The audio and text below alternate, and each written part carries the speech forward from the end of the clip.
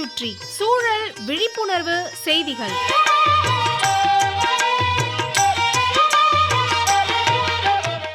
அன்புள்ளம் கொண்ட பட்டாபி ஐயா அவர்களுக்கு உங்கள் மாணிக்கம் எழுதும் மடல்.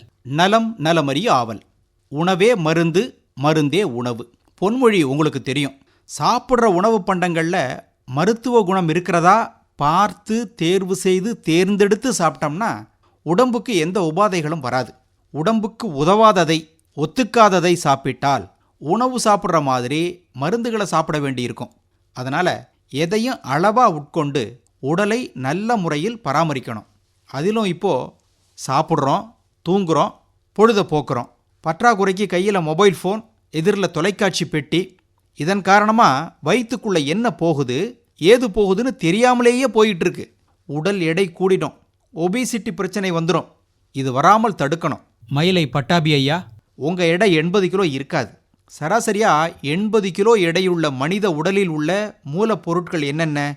பிராணவாயு oxygen 43 kilo, carbon 16 kilo, hydrogen 7 kilo, nitrogen 1.8 kilo, calcium 1 kilo, phosphorus 780 gram, potassium 140 gram, sodium 100 gram, chlorine 95 gram, magnesium 19 gram, இரும்பு 4.2 கிராம், ஃப்ளோரின் 2.6 கிராம், துத்தநாகம் 2.3 கிராம்.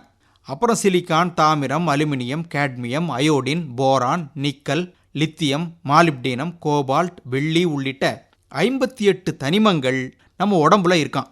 கிலோ கணக்கில் ஆரம்பித்து கிராம் மில்லிகிராம் அளவில் நம்ம உடம்புல இந்த தனிமங்கள் இருக்குது. இந்த 58ல் ஆக்சிஜன், ஹைட்ரஜன் போன்ற வாயுக்களை தவிர மற்ற தனிமங்கள் அனைத்தும் மண்ணிலிருந்து கிடைத்தவை. மனித உடலின் வளர்ச்சி சுமார் 21 வயதோடு நின்றுடுமா. கடைசி வரை வளர்வது காது மட்டுமே. 1000 வருடம் வரை ஒருத்தர் உயிர் வாழ்ந்தால் அவரது காது ஒரு குட்டி யானை காது அளவுக்கு இருக்குமா. ஒரு சராசரி மனிதனின் உடலில் சுமாராக 5 லட்சம் ரோமங்கள் இருக்குமா. சும்மா கடுதாசில் எழுதுகிறோம், ஐயா எண்ணி பார்க்கவா போறீங்க? நம்ம உடம்புல இருக்கும் வலுவான விஷயம் பல் மீது உள்ள எனாமல் தான். இது யானை தந்தத்தை விட வலுவானது. விதம் விதமாக பல்லாயிரக்கணக்கான வேலைகளை செய்யக்கூடியது நமது கைகள். அதே போல் ஒரு சதுர அடியில் 1/3 பங்குள்ள நமது பாதங்கள் 70-80 கிலோ எடையுள்ள நமது உடலை 60-70 ஏன் 75 வருடங்கள் கூட தாங்கி நிற்கின்றன. அப்படியாப்பட்ட இந்த உடலை நாம நல்ல முறையில் பாதுகாக்க வேண்டாமா?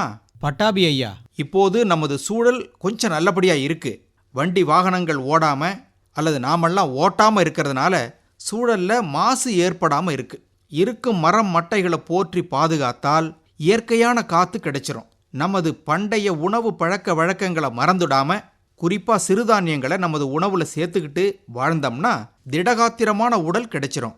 நமது உடல் அதன் அன்றாட பணியை தொடர்ந்து செய்துக்கிட்டே இருக்கு.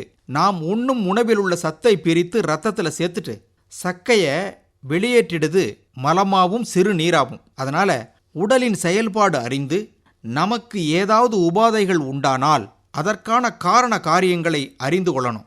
உடல் தன் வேலையை சீரா செய்ய நாம் அனுமதித்தால்தான் நாம் நோய் எனும் பிணியிலிருந்து விடுபட்டு ஆரோக்கியமா வாழ முடியும். இப்படிக்கு மடல் மாணிக்கம்.